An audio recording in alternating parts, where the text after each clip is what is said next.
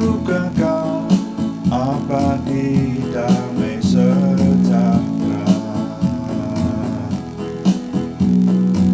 Roh suci, oh Roh suci, berkarya di hati saya. Roh suci, oh Roh suci, berkarya di hati saya. Pilih Roh suci makarya ing manah kula memuji Gusti kanthi sugerana. Awit Roh suci makarya ing manah kula, gesang langgeng ayem tentrem selaminya. Roh suci, oh Roh suci, makarya ing manah kula. Roh suci, oh Roh suci, makarya ing manah kula.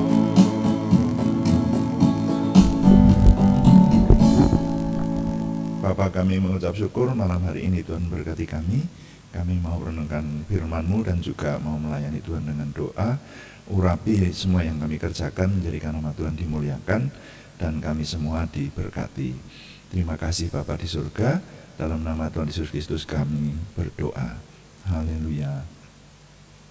Amin. Selamat malam Bapak Ibu, saudara sekalian yang sudah berada bersama dengan kami dalam doa malam hari ini. Dan doa malam hari ini adalah Karismatika part 20 ya. Karismatika bagian yang ke-20, judulnya Bahasa Roh dan Kuasa Iman. Nah, ini masih menjawab pertanyaan dari Ibu Titin Joko Susanto dan juga Ibu Endah Tri Lestari di Salatiga yang menghendaki dijelaskan mengenai bahasa roh. Dan ini kali yang ke-20, ini luar biasa ini. Ini. Dan Bu Indah mempertanyakan justru ingin memiliki karunia bisa berkata-kata dalam bahasa roh, tapi kenapa sampai sekarang sudah minta tapi kok belum diberi. Nah, itu bagaimana penjelasannya dan bagaimana supaya diberi seperti itu ya. Nah, kita sudah banyak membaca dari 1 Korintus pasal 12 ayat 1 sampai 11 utamanya. Di sana yang banyak menjelaskan mengenai karunia bahasa roh itu sendiri, walaupun di tempat-tempat lain di bagian Alkitab yang lain juga dijelaskan, tapi yang paling lengkap di situ sebetulnya yang merupakan induk bahasan biasanya seperti itu. Dan kita sudah memahami bahwa ternyata bahasa roh itu adalah bagian dari karunia-karunia roh.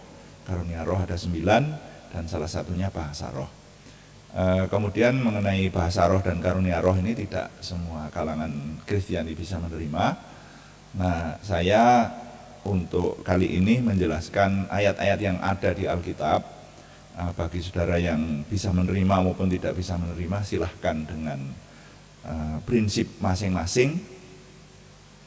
Nah, hanya kecenderungannya yang kita jelaskan ini semestinya kepada kalangan yang bisa menerima ya.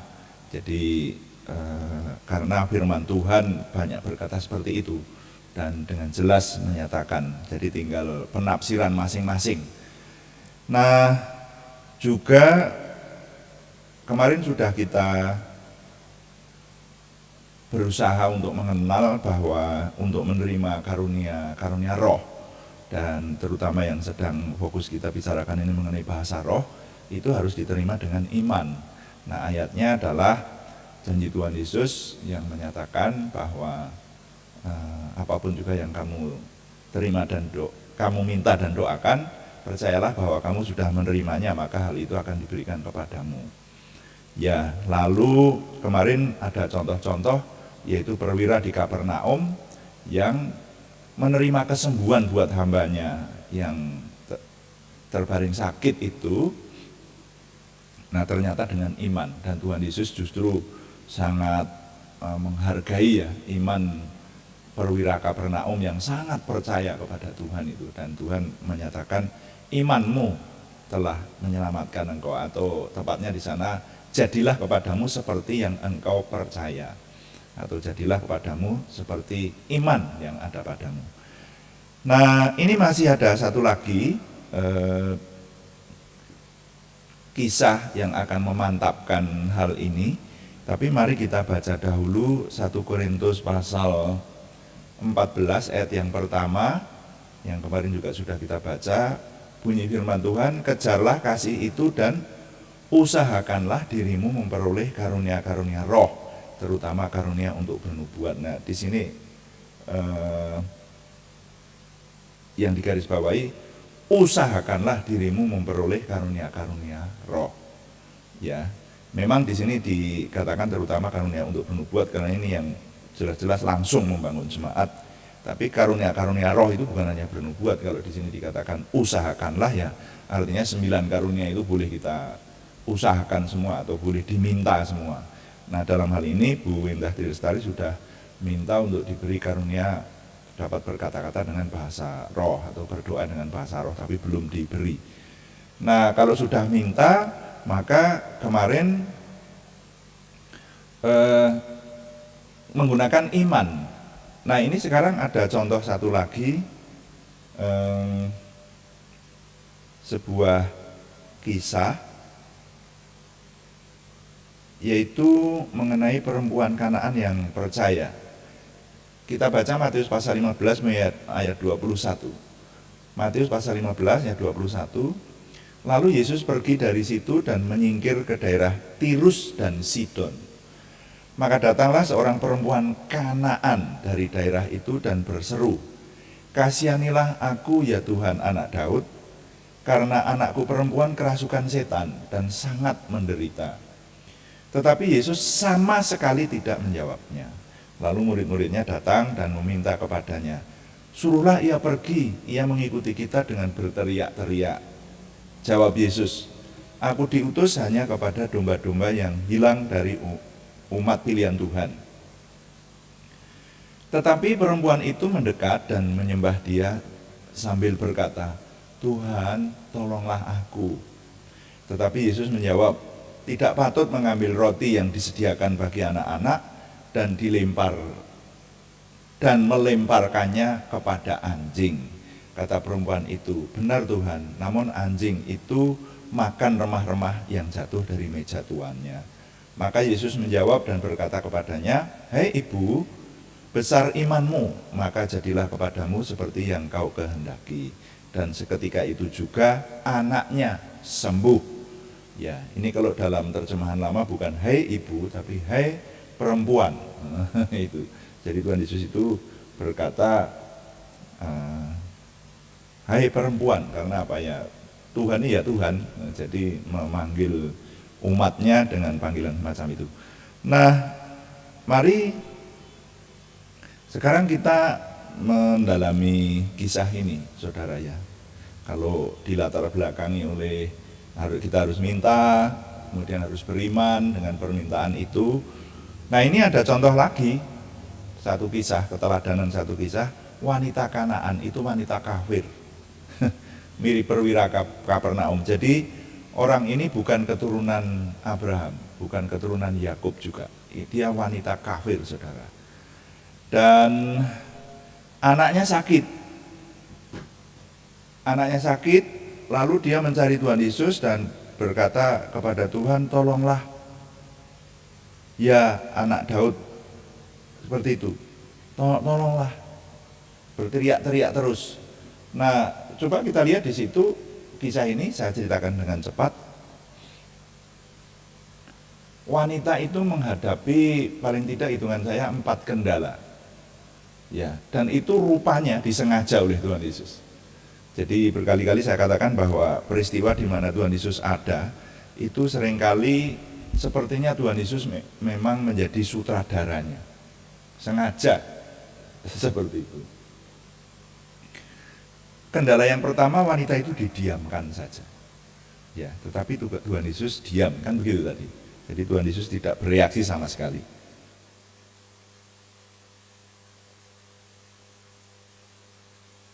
Saudara, kalau yang namanya didiamkan saja, itu sebuah siksaan loh saudara. Ini wanita ini serius loh, datang kepada Tuhan Yesus, tapi didiamkan saja. Itu kendala pertama. Lalu kendala yang kedua, murid-muridnya itu usul kepada Tuhan Yesus. Wanita ini mengikuti kita dengan berteriak-teriak, kita usir saja ya Tuhan. Kira-kira begitulah mereka berbicara satu sama lain. Nah itu kan sudah situasi yang tidak enak juga ini. Jadi memang kehadirannya itu tidak dikehendaki lah, seperti itu. Nah jadi wanita ini, wah ini situasi yang membuat tidak kerasan di situ harusnya. Lalu kendala yang ketiga, Tuhan Yesus menyindir, menjawab murid-muridnya, tapi sebetulnya kalau menurut saya itu ditujukan kepada wanita itu, karena dikatakan aku datang hanya untuk domba-domba yang hilang dari umat Israel, begitu. Jadi Yesus itu datang hanya untuk bangsa Israel saja. Nah ini yang biasanya dipakai oleh saudara kita yang tidak setuju dengan iman Kristiani, bahwa Yesus itu bukan untuk orang-orang di luar Israel, ya.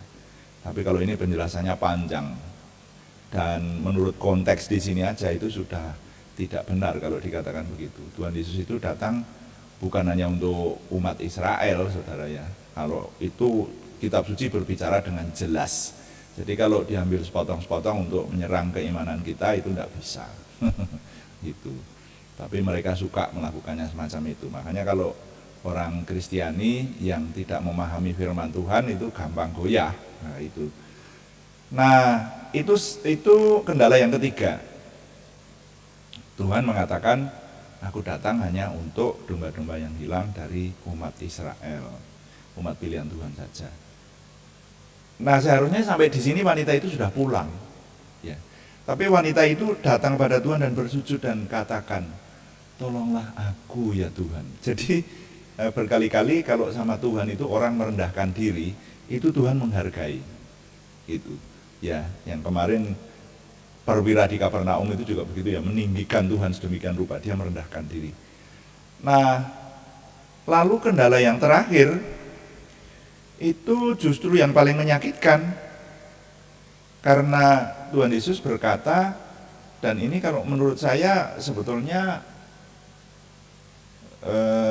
langsung atau tidak langsung, tapi kalau wanita itu menerimanya harusnya secara langsung. Karena Tuhan mengatakan tidak baik mengambil roti yang disediakan untuk anak-anak dan dilemparkan kepada anjing. Jadi yang diumpamakan sebagai anjing itu sebetulnya si wanita ini. Gitu. Nah dalam peristiwa ini, saudara-saudara sekalian, kita melihat bahwa wanita ini menggunakan imannya dan mengajukan permintaan kembali dengan terobosan baru. Yang saya sebut terobosan baru itu, dia berkata bahwa benar Tuhan, tapi anjing pun juga kebagian remah-remah roti yang jatuh dari meja tuannya, seperti itu.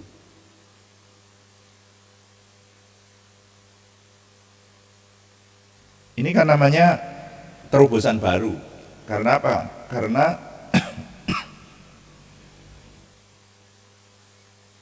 Karena dikatakan seperti anjing, ya biar, kan begitu. Bahkan dia dengan ikhlas berkata, enggak apa-apa lah, ya. Tapi yang penting permintaan saya lanjut, yaitu anak saya sembuh Tuhan, begitu. Nah, ternyata Tuhan Yesus tidak marah dikejar-kejar wanita itu. Dan Tuhan Yesus bahkan berkata, "Hai perempuan, besar imanmu." Jadi kalau kita memperhatikan kisah ini, sebetulnya penolakan Tuhan Yesus Kristus itu rupanya untuk menguji saja. Toh akhirnya diberi dengan kalimat yang diucapkan Tuhan Yesus yang bisa disebut juga menjadi kalimat sakti lagi ini. Jadi mirip yang diucapkan untuk perwira di Kapernaum itu. Tuhan Yesus berkata, "Hai perempuan, besar imanmu, maka jadilah kepadamu seperti yang engkau kehendaki." Jadilah kepadamu seperti yang engkau kehendaki. Nah ini kan menjadi dalil rohani lagi toh. Yang kemarin itu jadilah kepadamu seperti yang engkau percaya. Jadilah kepadamu seperti iman yang ada padamu. Tapi sekarang ini lebih lagi, jadilah kepadamu seperti yang engkau kehendaki. Wah ini luar biasa. Nah ini Bapak Ibu saudara sekalian, yang saya menyebut permintaan kepada Tuhan itu, mari kita pakai dalil rohani ini. Jadi, sampai di sini sudah ada 3 tempat toh, ya. Di Markus 11 ayat 24, Tuhan yang mendokumentasikan ucapan Tuhan Yesus berkata bahwa apa saja yang kamu minta dan doakan, percayalah bahwa kamu sudah menerimanya. Ini bertentangan dengan dalil dunia, seperti itulah. Nah, lalu yang berikutnya kemarin Matius 8 itu ya, yang perwira di Kapernaum juga Tuhan mengucapkan kalimat sakti tadi ya, jadilah kepadamu seperti yang engkau percaya. Nah ini lagi, maka jadilah seperti yang engkau kehendaki. Nah itu saudara, ini kan masing-masing menyangkut iman. Jadi kalau iman kita berkata bahwa kita minta kepada Tuhan dan kita sudah menerimanya, ya sudah, itu sudah diterima. Karena Tuhan tinggal menetapkan, ya jadilah seperti yang kau kehendaki itu, gitu loh. Nah, oleh karena itu maka untuk Ibu Endah Lestari, mari kita terapkan dalil rohani ini kepada permintaan kita untuk dapat diberi karunia berkata-kata dalam bahasa roh, itu. Ya. Kalau sudah meminta kepada Tuhan, miliki iman bahwa bahasa roh itu sudah kita terima. gitu ya. Dan ini belum selesai, besok masih ada lagi yang kita cermati masalah iman ini. Tapi setidaknya sampai di sini nilai yang dapat saya ketengahkan, Tuhan menunjukkan bahwa dalil iman yang atau dalil rohani yang menghadirkan kuasa Tuhan ini lebih dari sekali terjadi kepada umat beriman. Jadi Tuhan menunjukkan bahwa dalil rohani bahwa iman yang menghadirkan kuasa Tuhan ini lebih dari sekali terjadi kepada umat pilihan Tuhan. Pada umat beriman maksud saya. Makanya judulnya kali ini adalah bahasa roh dan kuasa iman. Jadi iman itu memiliki kuasa. Ya, sekali lagi Tuhan menunjukkan bahwa dalil rohani yaitu iman yang menghadirkan kuasa Tuhan ini lebih dari sekali terjadi kepada umat beriman. Tuhan dipuji. Amin. Mari kita melayani Tuhan dengan doa. Kita berkata, kuduskan hati ini, kuduskan tempat ini, supaya kami dapat menyembah dan berdoa. Kemudian nanti kita akan berdoa untuk banyak hal, termasuk mendoakan nama-nama yang masih harus kita doakan malam hari ini. Haleluya, haleluya,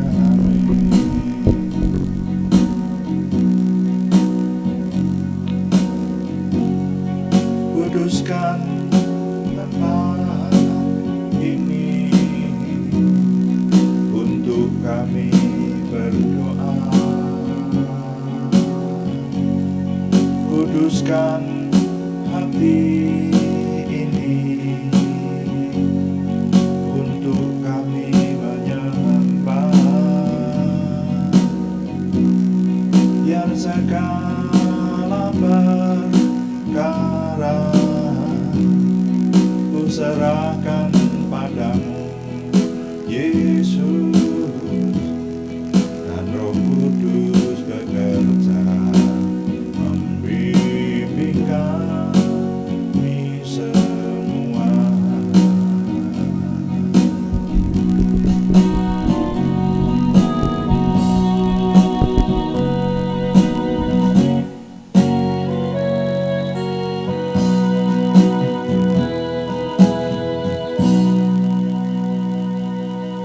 Bapa, kami mengucap syukur untuk doa malam hari ini, dan kami mengucap syukur untuk firman-Mu. Mohon Roh Kudus dominan menolong kami, sehingga kami benar-benar dapat memahami firman Tuhan. Walaupun tidak mudah kami mengerti, tapi jadikan kami manusia-manusia rohani yang berpikir secara roh, dimensi roh, dan kami dapat memahami semua firman Tuhan ini. Terima kasih Tuhan. Kami berdoa secara khusus hari-hari ini bangsa dan negara kami sedang memperingati kemerdekaannya. Kami semua Tuhan berkati, sehingga sungguh yang kami kerjakan memuliakan Tuhan dan menjadi berkat buat seluruh rakyat Indonesia. Kami berdoa supaya pemerintahan yang ada adalah pemerintahan yang kuat dan bersih. Ini doa kami Tuhan, dan memiliki ketahanan nasional untuk bangsa dan negara kami, sehingga kami tetap ada dalam damai sejahtera Tuhan. Terima kasih. Sekarang kami berdoa untuk saudara kami yang membutuhkan kesembuhan dari Tuhan. Kami berseru dalam nama Tuhan Yesus Kristus, Yeshua HaMasyiah, Tuhan kami. Tuhan memberikan kesembuhan lebih sempurna lagi kepada saudara kami Aryati Wirawan, saudara kami Arni Setiawati, saudara kami Putih Suswanti, saudara kami Yohanes Sutarman, semuanya di Purwodadi, juga saudara kami anak Alek Giovanni Wibowo, saudara kami Supriyanto di Salatiga, saudara kami Siti Rondia, saudara kami Cahyani Bagiawati di Semarang, saudara kami Kristi Ningsih Joko Widodo di Yogyakarta, saudara kami Naomi Sumarsi di Wonogiri. Kami juga berdoa untuk pergumulan yang lain selain kesembuhan, yaitu pergumulan dari saudara kami Sri Purwati, saudara kami Yohana Asri Sabtorini di Kediri, saudara kami Thomas Setio Adi Prakoso di Purwodadi. Tuhan yang menjawab doa kami, memberikan terobosan baru, sehingga pertolongan Tuhan nyata buat kami. Terima kasih Bapa di surga, kami mengucap syukur. Semua yang kami kerjakan, kami mohon Tuhan yang menolong untuk kami dapat menyempurnakannya.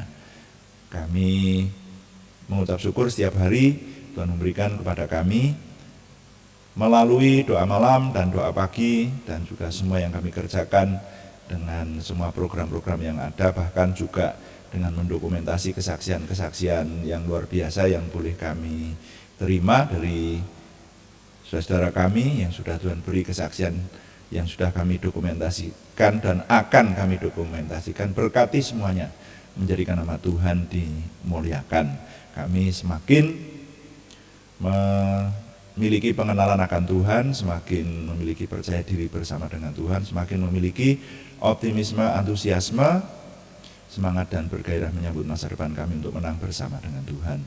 Terima kasih Bapa di surga, kami mengucap syukur. Kami menyerahkan semua yang kami kerjakan ini, Tuhan yang memberkati, sehingga terus akan berjalan, bahkan semakin diperluas lagi.